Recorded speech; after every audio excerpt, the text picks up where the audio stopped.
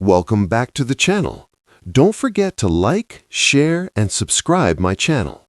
Today, we are explore how to create seamless background changes. Start by isolating the subject using mask overlay mode and refining edges thoroughly to avoid visible cut lines, especially around hair and soft clothing areas. Apply the mask and place the subject onto the new background, adjusting scale and perspective so both elements feel naturally aligned. Use curves, color balance, or exposure adjustments clipped to the subject to match lighting and color temperature with the background. Optional enhancements include adding subtle